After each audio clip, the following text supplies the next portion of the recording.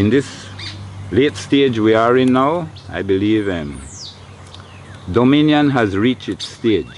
We have to go back to cooperation. We have to agree. We got to work together.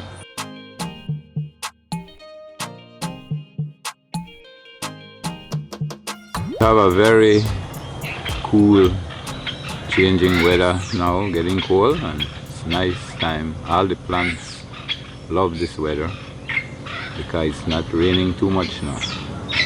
And they start to get a little dried up and they like that. Okay, we on the Papaya Hill and we been working here a couple of years now, and this is the right location to grow papayas. It's a very high hill, fertile soil, and that's what papaya loves. Yeah, papayas usually you plant it in the start of the rainy season. That's around May, June, to get your best crop.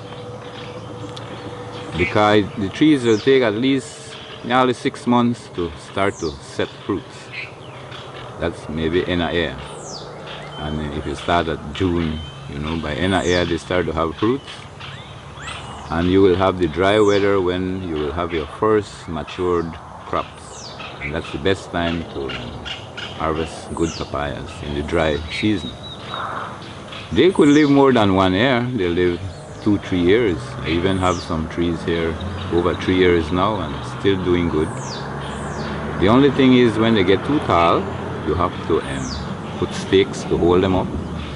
It's like us. It look like when you get old, you need something to hold you up, a walking stick or something. But you could still be productive if you could hold up somehow with something else. Yeah, papaya is a plant where you have lots of different kinds of papaya, I would say. Small, medium, little bigger, and real big ones. And the birds love the small ones, so we leave the small ones for the birds. And you have to harvest the big ones early, otherwise they will get the big ones too.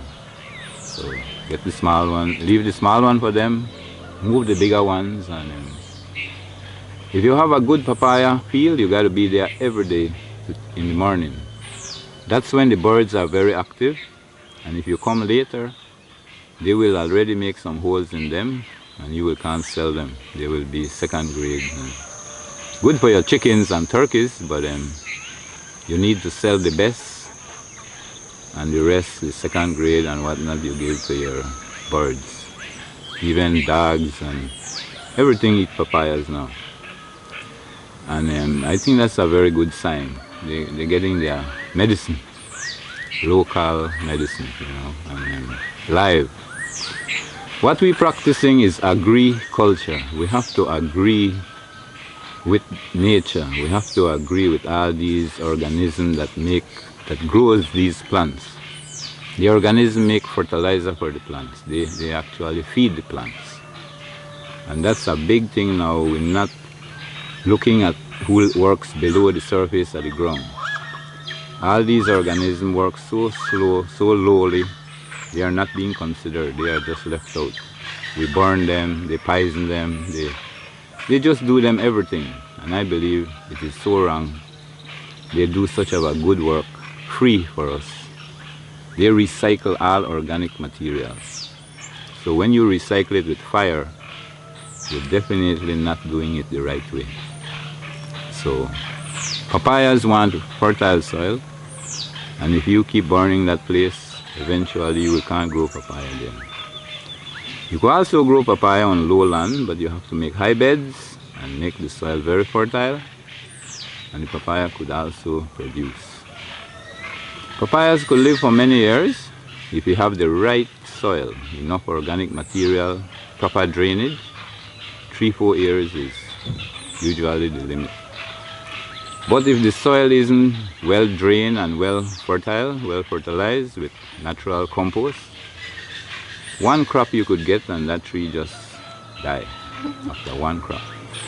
But on a good location, fertile, you could get 2 to 3 good crops. And that's in 3 years or more.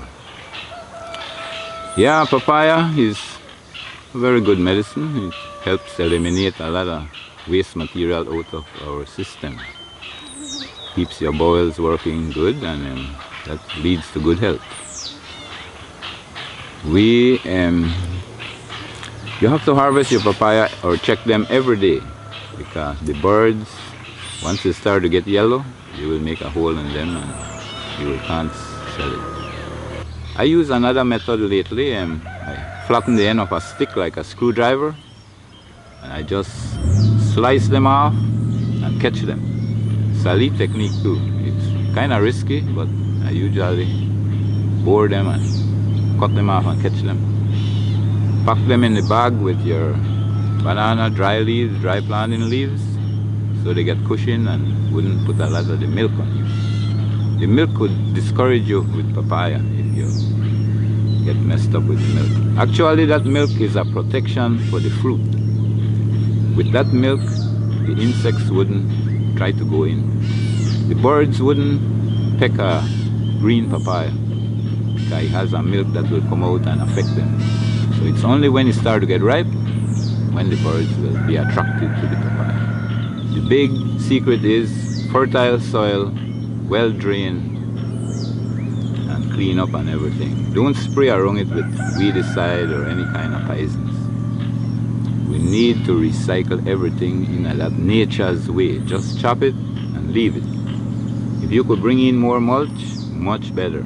Cover the soil, feed the organism feed the plants, and the plants feed just everybody who's hungry. There's a lot of wild ones in the bush, very, very small ones, and those will pollinate your big papaya too. So sometimes when you plant, a lot of people get discouraged because they say my papaya bears small ones.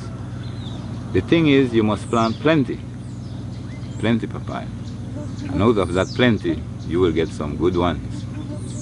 It's not a thing that if you want 5 trees, you plant 5 trees. I would advise, if you need 5 trees, plant about 50, and you will end up with 5 good trees. So many things should be like that. You have to look out for birds, get some, insects, get some. The breeze might break down some. We have an animal named ground mole. He tunnels underneath and cut the roots and drop your trees, so you have to have a good amount. So you're always in production. You can't just have a couple and pretty soon you will not have any. Drinking it on the papaya hill. This papaya did a circle. I took it home, process it, and bring it back to drink right where I harvested. Cycle.